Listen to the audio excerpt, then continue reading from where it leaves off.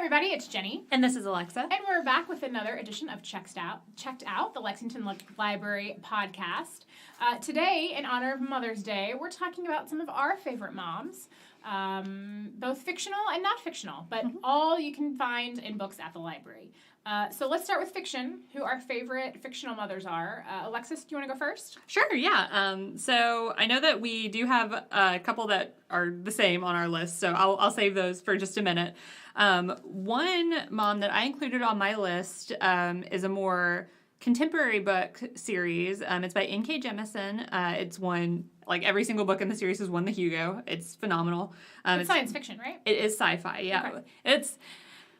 It's hard to explain. The Broken Earth trilogy is the name of the trilogy as a whole. The books in order are The Fifth Season, The Obelisk Gate, and The Stone Sky.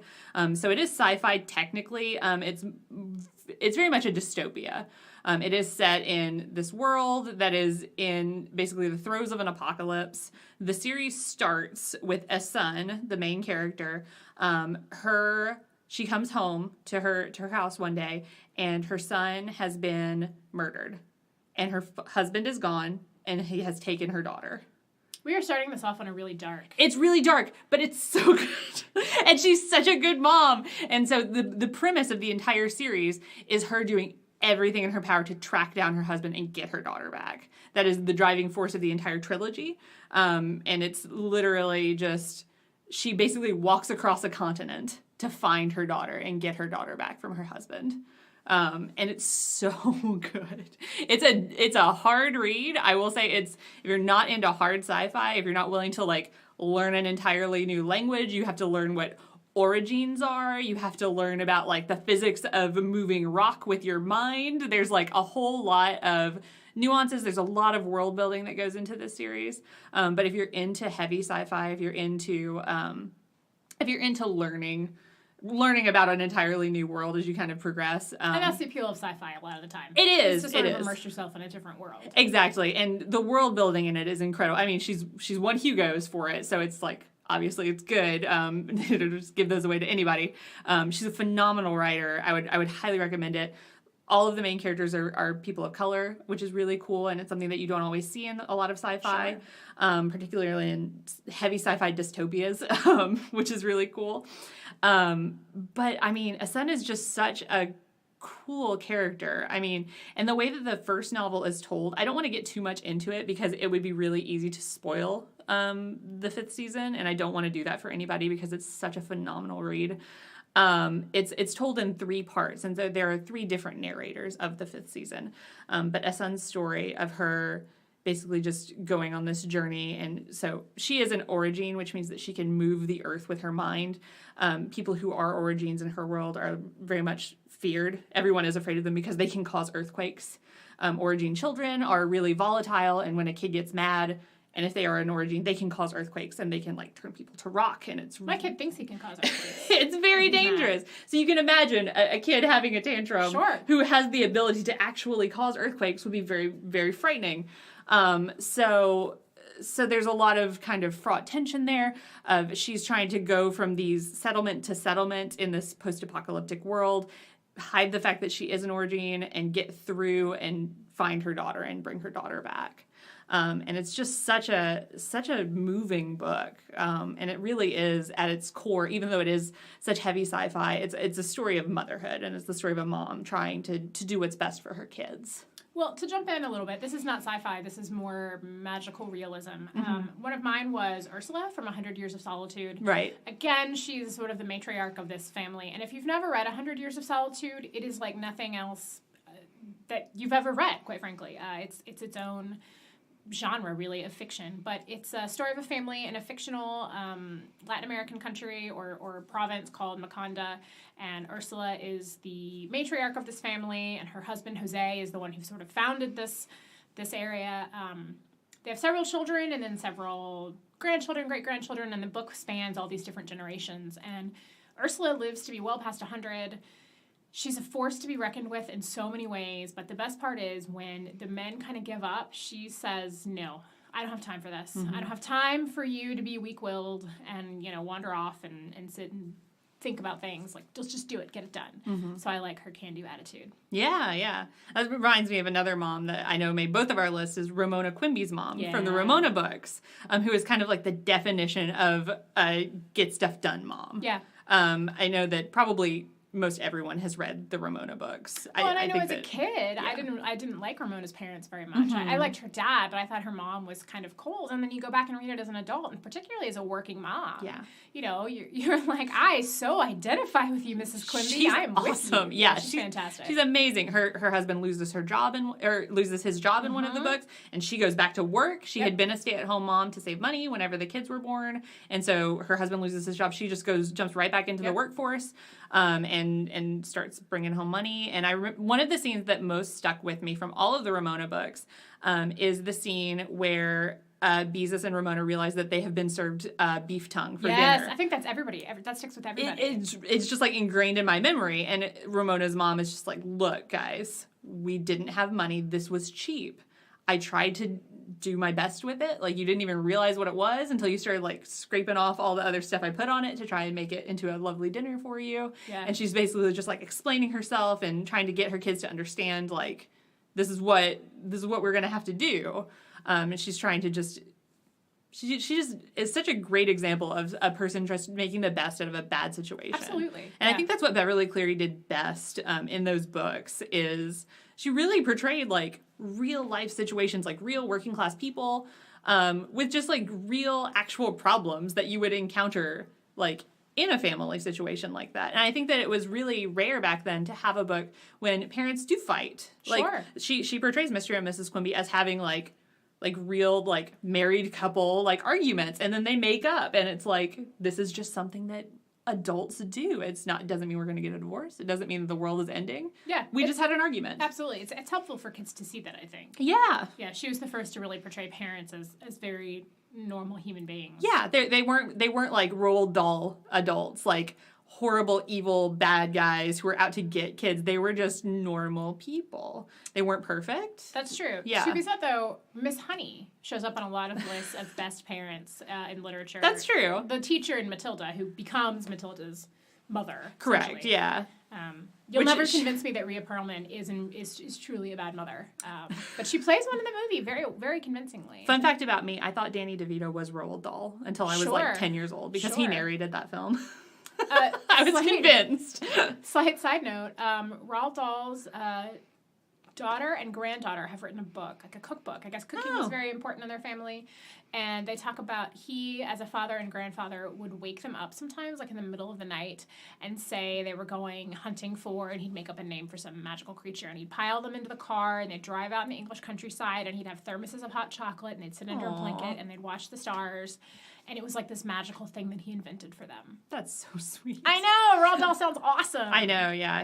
That's really cool. What a cool memory to have. Is it like traditional like Welsh recipes and stuff? I know they were Welsh. I don't remember. I heard them on a food podcast talking about it. Okay. But I know his granddaughter, Sophie Dahl, is also she was a model, and then she turned into like a food writer. And she has some cookbooks as well. Cool. Another English mom we both had on our list, Molly Weasley. Yes. Classic. I mean, I think that you probably had this experience too, but when we were compiling our lists of our favorite literary moms, it's hard to find examples of really great moms in literature. True. Nobody wants to write about good moms, so it's kind of few and far between as far as that goes. Molly Weasley is an example of just like a great mom, phenomenal. You can't really say anything bad about her. No, absolutely. She takes Harry in, and she treats him like one of her own, and she sends him Christmas presents, and she loves all of her kids so much, and is hard on him when she needs to be. Yeah, she's. I would not want a howler from Mrs. Weasley. No, I don't think anybody would. She's very no nonsense. But you know that she loves all 7 of her children, 8 if you include Harry, equally.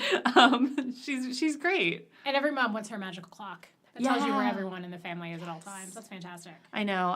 Molly Weasley is just a great character all around. Again, howler from her probably not the best scenario, but another one I think we both had on our list who comes up constantly as the quintessential mom is Marmee from Little Women. I've yet to read anything about moms in literature that doesn't mention Marmee. She's just the common thread. Getting stuff done. Husband's off at war. Just keeping the family together. Which, if you haven't, there's a really great book, and I will look up the author and have it for you by the end of the podcast, but it's called March, and it is basically Little Women told from the father's perspective off at war. It's fairly short. I think it won the National Book Award. And it's phenomenal. Yeah. It is, again, it's very short, but it's about this father's quest to get home, sort of Odyssey-like, but to get home and be reunited with his wife and children. That's really cool. That kind of reminds me of the unofficial or the official sequel to Gone with the Wind called Scarlet. Have you ever read that? That's what that kind of reminds me of, is like kind of like sanctioned fanfic. Like this was totally cool that it was written and published, but it's essentially fan fiction. I mean, basically. Yeah. Little Women, I will say, is one of those books that I just associate with moms in general. Yeah. That was one of the books that my mom was always like, you have to read Little Women. And I feel like a lot of people probably had that experience. A lot of girls particularly probably had Little Women pushed on them by their mothers. I know that I did, and I know a lot of my friends did. And it's just such a good book in general, but I think it's a fun bonding experience for, like, I loved reading Little Women and then watching the movie with Susan Sarandon, and is Kirsten Dunst in that movie? I think so. Yeah, it's a lot of really famous people Christian from the Bale. Yes. Winona Ryder. Yes, exactly, yeah. And the movie's really, really good too. Susan Sarandon is a very good Marmee. She does a great job in that film. But yeah, no, I think that it's just kind of one of those quintessential mother-daughter books. Absolutely. It's really good to read. Okay, I looked it up. Geraldine Brooks wrote it. I should have known that. Geraldine Brooks wrote it. It didn't, I said National Book Award. It won the Pulitzer. Oh, my gosh. 2006 when it was published. And it is Mr. March. He's an abolitionist and a chaplain in the Army. He goes... What a good guy. Yeah, basically. He goes and he ends up getting sick because of the poor conditions on a cotton farm where they're stationed in Virginia. He... comes home, but he has a fair amount of PTSD, as one would expect. And it apparently is quite true to Bronson Alcott, Louisa May's father, who was a noted abolitionist, I believe, of his time. So okay, it's definitely worth a read if you kind of want another perspective of Little Women or just the Civil War. Yeah. Yeah, no, it's great. It's a great historical novel. I mean, it's a classic for a reason. I always tell people that. I'm just like, when I recommend classics, I feel like people just kind of, like, it can be kind of like, oh, yeah, you're just saying, like, oh, read Little Women because it's Little Women and everyone should. But no, books are classics for a else Absolutely. Like, there's a reason that book has endured for as long as it has, and it's because it's phenomenal. Yes. It's a delight. It's a delightful book. Who else is on your fiction list? My fiction list, oh gosh, what do I have? Oh, Pride and Prejudice, obviously. When you think of literary moms, you think of Mrs. Bennet. Absolutely. Period. Like, she may not be the best. She tries her hardest. One of the lines from the book is, tell me what you think of when you have 4 daughters, or 5 daughters. And then, yeah, like, obviously she's obsessed with marriage and obsessed with marrying her daughters off because of the time period that she's living in. And the fact that she has 5 daughters. Totally. Like, and I think that's all she can think about. I always feel like the movie did a great job of portraying sort of her frantic need to have everybody have security. Keira Knightley or Colin Firth? Keira Knightley. Yes. I love the Joe Wright one. Yes. It's a wonderful adaptation of it. And I feel like Donald Sutherland as Mr. Bennett is wonderful. He's a delight. And there's a point where he's sort of like, look, I don't know what you mean to do with her. She's doing it out of love. Yeah. Like, just deal with it, okay? 10,000 pounds a year is nothing to mess around with in Austin times. And so, you know, she means well. That's all you really need to know. Exactly, yeah. She's doing her best with a rough situation that she has been dealt. I mean, if she even had, like, I mean, they're trying to marry off one of their daughters to their cousin, because if they don't, the farm will go away. They will lose their property because they do not have a son to inherit it. Absolutely. Which is a very real problem. She wants to make sure that her daughters don't end up penniless and homeless. I mean, that was the very real consequence of not seeing them married off well. Yeah, you would have a Sense and Sensibility situation. Exactly. Yeah, nobody wants that. Can't all rely on Colonel Brandon to come in and save the day. Speaking of really great portrayals, Alan Rickman as Colonel Brandon in the film version of that movie. Oh my gosh. Nothing better. He's a great Colonel Brandon. He's amazing. Another on my fiction list was Sally Owens from Practical Magic. Which is amazing. It's such a fantastic book. I think a lot of people immediately jumped to the movie because the movie came out just a few years after the book came out. And the movie is either one of those, like, I love it or I hated it kind of situations. Yeah. The book is just, I have actually yet to see the movie, but the book is phenomenal. I haven't. I watch it every Halloween. It is my Halloween viewing. It's like the perfect fall movie because it's set in this, like, beautiful rustic, like New England village, and the leaves are, and Sandra Bullock wears all these great fuzzy cardigans, and it's just like, it's perfect. It's perfect fall viewing. Sandra I will Bullock's say. Peak mom in a lot of things. Yeah, I'm obsessed with both the book and the film of Practical Magic. I've watched Practical Magic probably 100 times in my lifetime. like since I was a child up until last Halloween when I watched it last. And the book is great too because I don't feel like a lot of people, magical realism is often thought of as being something that a lot of Spanish writers take on, but Alice Hoffman does it incredibly well and sort of blends this. It's almost like its own brand of American mystical realism, and she's so great. Sally Owens is such a great mom, trying to take care of both her children, her daughters, who are very different. Does she have daughters in the movie too, or is it just okay? Yes, she does. And then her sister, who shows up, who's kind of a what's the word I'm looking for? A screw up. Her sister's a screw up. She's a big screw up, yeah. And she shows up, and so she's kind of trying to keep everybody on the straight and narrow. And then another running thread, they have these aunts who raise them, Aunt Fran and Aunt Jet, and they're pretty wild and fun. They're like everybody's idea of a great hippie aunt to have. I will say, plug for the movie. The aunts are portrayed by Stockard Channing and Diane Weiss. Yeah, it doesn't get any better. Which is, oh my God, they're so good in that movie. And one of Sandra Bullock's daughters is portrayed by a very tiny Evan Rachel Wood. Oh, she's very small in it. Well, she's a really good job. Alice Hoffman just wrote a prequel that's from the ants' point of view. Yes. So if you like practical magic and you want to know more of what happened to the ants, definitely check out the sequel. Yes. Another one of mine, not technically a book mom, but one of my all-time heroes, both this character and in real life, the actress who portrays her, Elaine Miller from Almost Famous. For those unfamiliar, Almost Famous is the loosely based, maybe more firmly based autobiographical movie. Cameron Crowe actually, as a teenager, was on the road and followed with Rolling Stone. He got a job as a writer for Rolling Stone and followed like Allman Brothers and I think Led Zeppelin for a time and had all these crazy experiences. And his mom, his character in the film, the mother is portrayed by Frances McDormand, who can do no wrong, ever. I love her. She has an amazing just litany of one-liners. She pops up. One of my favorite is adolescence is a marketing tool. And then she just has a moment where she just schools this rock star on the phone about being an adult. And she has no use for this hippie crowd that her daughter's fallen in with and that her son is now running off with.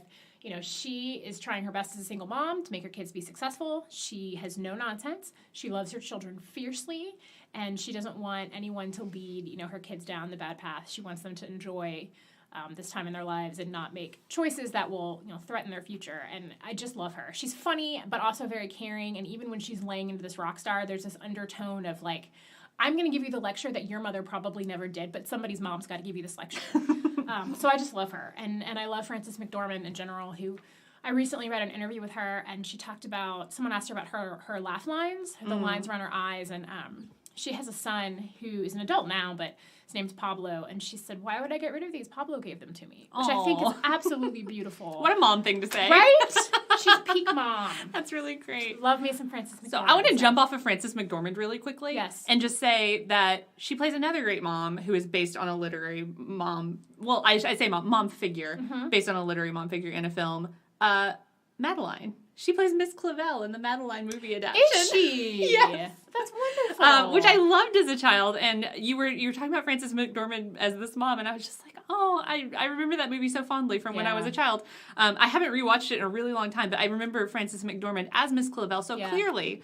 And she just does a great job in that role. And Miss Clavel is such a great mother figure in the Madeline picture books. I mean, obviously they're picture books, so like there's not a lot of stuff going on in them. But I mean, if you're a child and you read them, I think everybody remembers the first Madeline book when she has to go and get her appendix taken out. Absolutely, Miss Clavel is there with her. Yeah. So that was a little tangent. I was just thinking about Frances McDormand. Just won an Oscar for playing a mother. That's true. 3 Billboards. Totally different, darker film than Madeline, but still great as well. Did you see her Met Gala outfit? I did.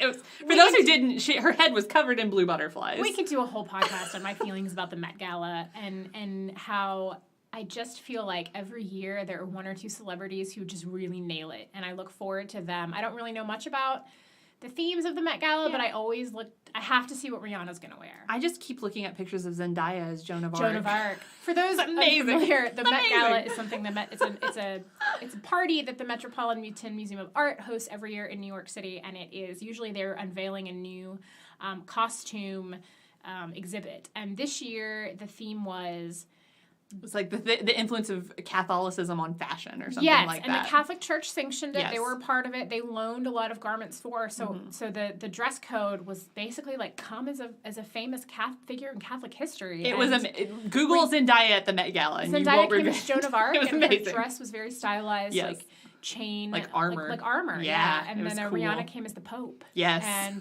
that's all. Those two were all I needed. Chadwick Boseman was good too. Chadwick Boseman did look. Yeah, Black Panther was really, really looking good in his gold loafers. Yes, and his solid white like floor length. This is a really big tangent from our podcast about mothers, but Frances McDormand looked great. Absolutely, she did, and she had an amazing pose, and it was all around wonderful. But yes, it's fine. Rihanna and Zendaya are ladies who have mothers. It's who true. are probably very proud of them, and they're tough. Tied it back in. That's right. All right. Got back on track. Okay. Do we finish our fiction moms? I think that's all the fiction moms I have. Yeah, I think I do have. I have a couple of other fiction moms, but they're bad moms. I don't know if we want to save the bad moms for last. Yeah, let's say bad moms for last. Yeah, because I'm sure that everybody realizes, try and think of some literary moms, and you'll think of the bad ones first. It's mostly bad. Yeah, there are a lot of bad moms. Nobody writes about good moms, really. It's true. It was kind of an exercise in frustration trying to compile a list of some really good literary moms. But there's lots of bad ones to talk about. I also tried to, and this is something that would require a lot more thought on, but when you look at when I was trying to come up with my list, and I thought, wow, it's a lot of Caucasian white women on here, and I Googled, I sort of looked like, okay, well, help jog my memory. Think of like mothers of color. Mm-hmm. There are not a lot out there. I know. Well, that's why I wanted to make sure I put a son on the list, even though it's kind of a bummer. It's just like, thank God for N.K. Jemisin writing the people of color. And there's the mom novels. and Raisin in the Sun comes up. Yes. There are a couple of moms and some work by Toni Morrison that come up, but on the whole, it is a little bit harder to find. I don't know why authors just don't tend to. They don't tend to get, I guess, maybe even the appreciation in mainstream coverage. So I will say I'm sure they're out there. Yeah. I just don't know. I just haven't found a lot of them. I will say I considered talking about Beloved, but that would have been an even darker turn than me talking about the Broken Earth trilogy. So I didn't think that anybody wanted to hear me talk about Beloved. I could, but let's not. Let's not go there. When we get to nonfiction, we'll go ahead and jump in, and I'll talk about Maya Angelou because she has a couple. One of hers is called Mom and Me and Mom, and she had a very difficult relationship with her mother, and this is about their relationship and how they were estranged for a long time, and then they had kind of a reconciliation. It's a really great read. She also has Mother, A Cradle to Hold Me, and that's just a book of poetry about moms. That'd probably be a great gift, a Mother's Day gift, if you're still looking for something last minute. Maya Angelou's got your back. One thing I found really interesting, I didn't know this until I was jotting down. I wanted to find the full title of her work, but her grandson was abducted when he was small. Her son and her daughter-in-law had divorced, and her son had primary custody, and the daughter-in-law had the son like 1 weekend a month, and 1 weekend she just didn't come home, and he was gone for 4 years. Oh my God. And he was on this was in the early 80s, he was on like milk cartons and stuff like that, and they were finally able to track them down and be reunited. And her son had also been in a horrible car accident as a child, and this triggered. He was again paralyzed after this for several months and had to relearn how to walk again. But it's sort of the stuff that I read about it. It was her as a mother trying to mother her son to get better, and then as a grandmother trying to search out her son. But then when they're reunited, they don't actually press charges on the mother, on the birth mother of the little boy. She tells her son there is a bond formed in the womb between mother and child and putting her in jail, one is never going to get those 4 years back, and it's never going to break this bond. And so I think the mom got 5 years probation, and then eventually was able to reestablish visitation and even have vacations with the child again. Oh wow! So it was just really interesting, and to read I actually ended up looking up some interviews from Maya Angelou on the time when the grandson was found, about her relationship with the daughter-in-law and her son, and to have lived the life that she had lived already up to that point, I feel just gave her so much strength to really be the bigger person in all of it, and do what was best for her son, for her grandson, for her grandson's mother, all of it. It's really fascinating, and she never wrote a book about that I'm aware of, but I almost kind of wish that she had. Yeah, that's fascinating. I had no idea. I did not either until I started doing this. No, that's really interesting. Huh.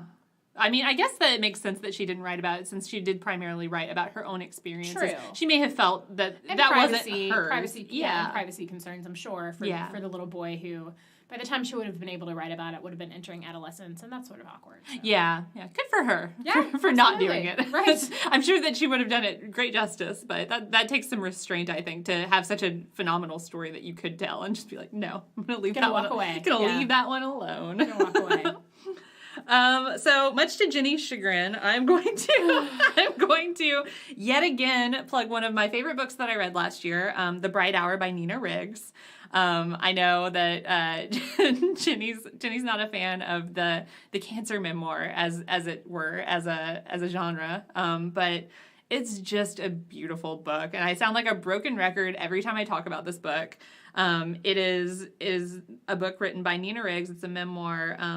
She is a poet, and when she was 38 years old, she was diagnosed with breast cancer, and she had 2 young sons at the time. They were kind of like early preteens, like 9, 10, 11, and basically the book is written in vignettes. It's kind of just like these bits and pieces of her finding these bright spots and these lighthearted moments after her diagnosis. And it's really just it's like a love letter to her sons. It's really beautiful. And you can just feel how much she cares about them in the book. She was just a beautiful writer. She's actually the, great granddaughter of Ralph Waldo Emerson. Yeah. And man, can that family write, because she's just amazing. It's got some of the most beautiful prose. You can always tell when a memoir or a novel is written by a poet, because they just have the most beautiful turns of phrases, and they just really have such a command of the English language. And it's for something as kind of striking and somber as literally it's a memoir of her dealing with her breast cancer, and she's actually going through it at the same time as her mother. So there's kind of that extra layer in it as well. So it's her going through this experience with her mother at the same time as trying to parent her 2 young sons. And it's just beautiful. It's surprisingly not as heavy as you might think. She really does focus on finding those bright spots, finding those moments of levity in the situation.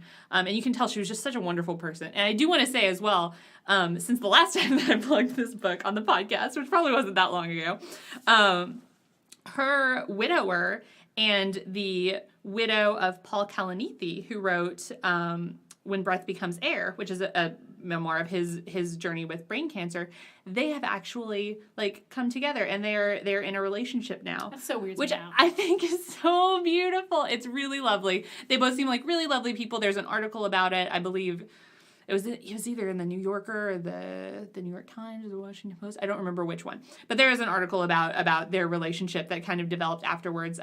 Nina Riggs, I believe, reached out to Paul Kalanithi's widow while she was still alive, and they spoke at length, and they became really good friends. And so then once I keep calling her Nancy, once Nina Riggs passed away, her husband reached out to Lucy Kalanithi, Paul Kalanithi's widow, and they struck up a friendship, and then they ended up being in this relationship, and now they have this cute little blended family, and I just think it's very sweet. It's a really lovely piece about their relationship. And I will say as well, Nina Riggs wrote a really beautiful essay.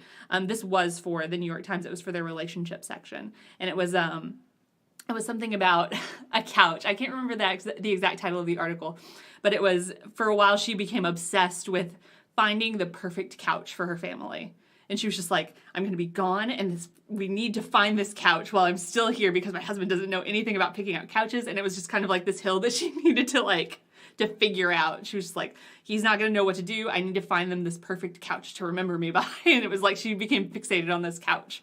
And it's a really beautiful essay. I believe that it's excerpted from the book. So if you wanted to read The Bright Hour, which I highly recommend that you do, if you want a good cry at the end, it's really beautiful. If you want to read a memoir about motherhood, but you think this sounds awful, as I do, and you don't want to subject yourself to the emotional trauma, I highly recommend Anne Lamott's Operating Instructions, A Journey of My Son's First Year. Anne Lamott is known primarily, she has a couple of fiction works, but she's known primarily as an essayist, and she often writes about faith. She's very funny. She's got a very biting sense of humor. She was an alcoholic who found herself pregnant, and kind of not sure what to do. She cleaned up her act, became a single mom, and it's a great actually gift, I think, to any friend who's expecting a child, because she talks about those times when you're like, what the heck am I doing? And the moments that are just so beautiful but also so painful, and it's just a great read. Some other nonfiction that I love, Jen Hatmaker is another person kind of known mostly, I think, for her social media presence as well as her books. Mm-hmm. She's kind of in that trio of like her and Glennon Doyle Melton and Brene Brown, and they all kind of pal around on the internet. And they're bloggers, but they do other things. They all have books. She has 2 essays that I go back to all the time.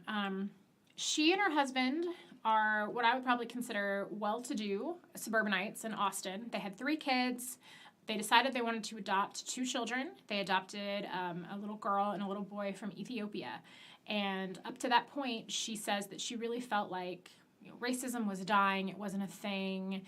She was very kind of lived with rose-colored glasses. And then having children, but particularly having a black son, she said she really kind of, her eyes were open to what life is really like for people of color. And so when Trayvon Martin was killed, she wrote an essay called Dear Trayvon's Mom. And it is from one mother to another about the pain of it. Jen Hatmaker basically saying, I'm so sorry, this pain that you're of losing your child, I can't even imagine. She goes on to talk about struggles of raising a black son and how the world sees them. And when she's writing at the time, her son was like probably 7 or 8. And she says, Ben is wonderful and everyone loves him because he's adorable and he's little. But what's going to happen when he starts to get bigger? Sure.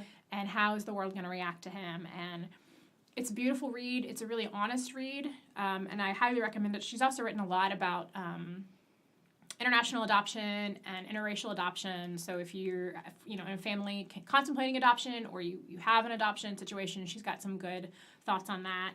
Her other one is Complete End of the Spectrum. Other End of the Spectrum. It's called Worst End of School Year Mom Ever. And it is hysterical, and I read it every year, particularly now that I have a kid who's just in preschool. But by the end of the school year, all of your care is gone. You're just hanging on by a thread.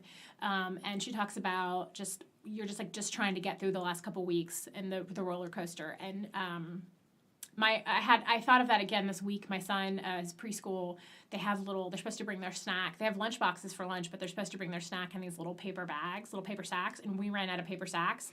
So Joe literally went to preschool this week with a gallon Ziploc bag that I'd scrawled in Sharpie, Joe Louis snack, and then the inside had like a mini bag of Goldfish crackers and just like a box of juice. And I was like, you know what? Here it is. Good enough. It is what it is. Yeah. We're just gonna roll with it. Yeah. So, because he's got like 2 weeks left. I'm not gonna buy a whole bag of paper sacks just for that. Why would you? I've got these freezer bags lying around. We'll just use that. Yeah. So, highly recommend Jen Hatmaker and Anne Lamott if you need something a little bit lighter hearted. Sure. I don't only read really heavy stuff. I just enjoy it on occasion. I will also put in a plug. This book has not been released yet. We have lots of other titles by this author in the library system. Her name is Lucy Nicely. She is a graphic novelist. She writes memoirs in graphic novel form. She's got some really wonderful ones. French Milk, which is a graphic novel about her time that she spent in France on a trip with her mother. Relish is a really, really good one. It's kind of the story of her learning to cook, and she's got lots of recipes in it, and it's really, her illustrations are really adorable. But next year she does have a book coming out called Kid Gloves, which has just been announced, and the cover has been released and everything. But Lucy Nicely has a very large Instagram presence, and she Instagrams a lot of her son, Pal. And Kid Gloves is the story of her struggles to get pregnant, to carry a baby to term, and then the story of she had a really difficult pregnancy and birth with her son, Pal. So I'm anticipating it will be very lovely. I've enjoyed all of her graphic novels that she has come out with. So I'm hoping that one will be just as delightful. Like I said, her illustrations are really, really sweet. She does really kind of simplistic, just cute illustrations. So I'm looking forward to reading that one. I follow her on Instagram, so I see her kid a lot, and he's very cute. He looks like she compares him a lot to Chris Farley. He looks he's got a very little round face and very blonde hair and a bowl cut, and he's super cute. So I'm really looking forward to that. Like I said, it's not coming out anytime soon. It comes out in early 2019, I think. Other book coming out this fall, not released yet, but also about one of my favorite moms. Michelle Obama has a book coming out. Oh, that's right. That was just announced recently. It was literally just announced, and she's actually going to be the keynote speaker at the American Library Association conference in June in New Orleans. I don't know anybody who signed up for ALA this year, and yet now I know everybody wants to go to ALA this year. So great. I would love to see her speak in person. She's so eloquent and just poised and beautiful. I think her book will be phenomenal. Oh, She'll I'm probably sure. do a book tour as well, I would imagine. Oh, yeah, no, that wouldn't surprise me at all. She's great. That's going to be a really good one. Other nonfiction moms, this is kind of like a gentle seg into Not Great Moms of The Glass Castle by Jeanette Walls. Yeah. That recently had a movie come out. I don't remember who played her mother in the movie. I know Woody Harrelson played her father in The Glass Castle. But I think that The Glass Castle is so fascinating. So many people love it and keep going back to it because Jeanette Walls' relationship with her parents is so complicated and fraught.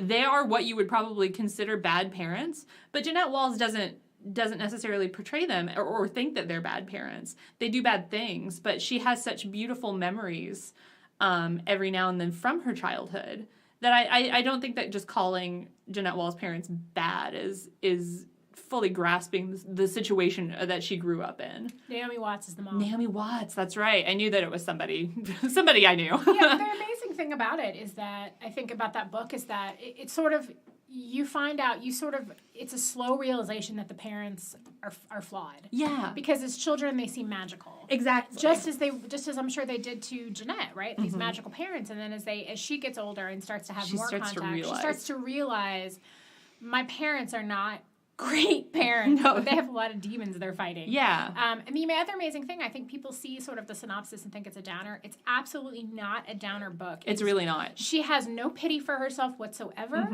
It's just the fact of how she grew up. It absolutely is. Yeah. And it's a great read. If you have a parent with mental illness, I can't recommend it enough. Another great one, oddly enough, if you have a parent with mental illness, if Mother's Day is not a happy time for you, Tiffany Haddish's book, Last Black Unicorn, her mother was in a car accident when she was young and had some brain damage that triggered schizophrenia. Oh, gosh. And then she became abusive to Tiffany. I haven't read that book yet, but I really want to. It's really great. I highly recommend the audio. Yeah. Because it's a lot of fun to hear her. And she, all these moments of levity where she's funny because she's Tiffany Haddish. She's hilarious. She's a delight. But she's also talking about having a mother who was abusive and eventually lost custody of her. And even as an adult, their difficult relationship. Because it is impossible to have a relationship with a parent who has the type of illness that her mother has. And Tiffany is still struggling with that. So it's a really good read. Yeah. I think that there's a lot of worth to books that have kind of these challenging portrayals of typical mother figures. I think that's what I haven't read the last Black Unicorn, but I think that's what Jeanette Walls does so well in The Glass Castle in her portrayal of her parents is she's very careful to withhold judgment. Yeah. She's very aware of the fact that her parents, while not normal and while not the best parents, they had a lot of problems. Sure. They weren't fully in control of a lot of the things that they were doing at any given time. I remember reading an article. I haven't seen the movie version of The Glass Castle, but I remember reading an article that said that Naomi Watts did such a great... There's this really horrifying scene at the beginning of the book and at the beginning of the movie when Jeanette Walls' character she wanted to make herself a hot dog for lunch, and her mom is busy painting, so she makes Jeanette do it herself, and she was like 4 or 5 at the time, and she ends up spilling this entire pot of boiling water all over herself.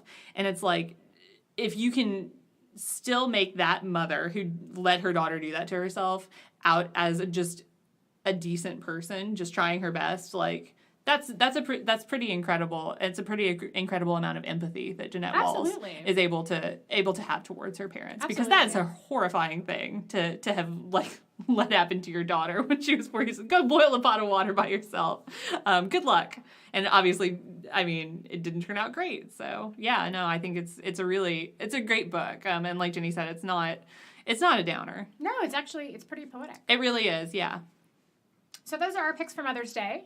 We hope you all have a wonderful Mother's Day. Also, want to put in a quick plug for summer reading, or as we were calling it this year, Read Y'all, which we're really excited about. I want to just take a moment to mention that summer reading we often think of for kids, but summer reading for the Lexington Public Library, it's kind of like those board games you see ages 0 to 99. That's how it is for us. Exactly. There's stuff for the smallest, tiniest babies.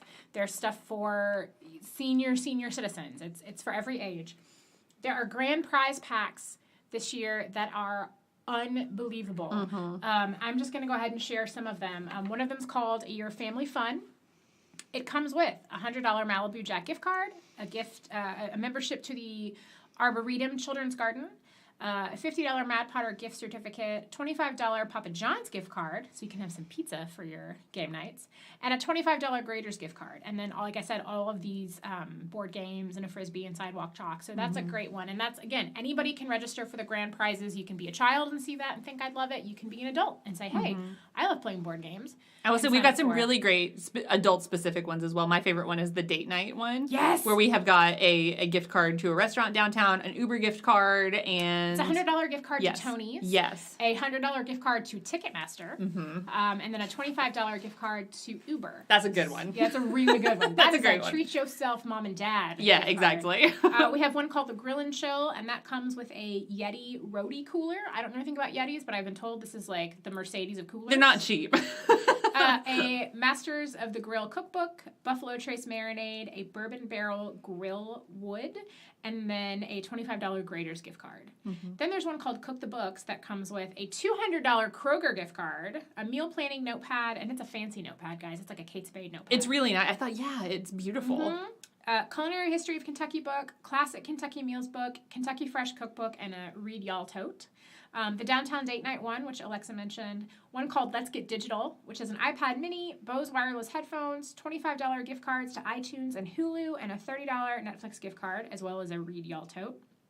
And then one called Reader's Delight that comes with a $200 Joseph Beth gift card. That's a lot of books, guys. Right? A cool pennant says Rebel Reader, lit chat cards, Charlie Harper book plates, a home library puzzle, and a Read Y'all tote. So these are amazing. Anyone can enter to win them. There are also some branch-specific prizes for teens and children. And your kids also get a free book, just like they do every year. Any kid who comes in with a completed log, you get just to pick up a free book and take it home with you that day for yours to keep. Absolutely. And the really cool thing this year is that you can choose between a book that we have on our prize card or a voucher to the Friends of the Library bookseller. Yes. Adults get the same thing. This is the first year that adults have gotten a book as a prize too, which I think is really exciting. They also get a voucher to the Friends, and they get to drop an entry in for one of these big grand prizes. So you don't want to miss out this year. So much fun stuff. We have Read Y'all bumper stickers at all the libraries. We have keychains. We've got Cricut Press posters that are going to go up for sale in a little while. So you definitely want to stay tuned to our Facebook and our Instagram and our Twitter to see all the fun stuff that's going on. Absolutely. Until next time, everybody, thanks. Thanks, guys.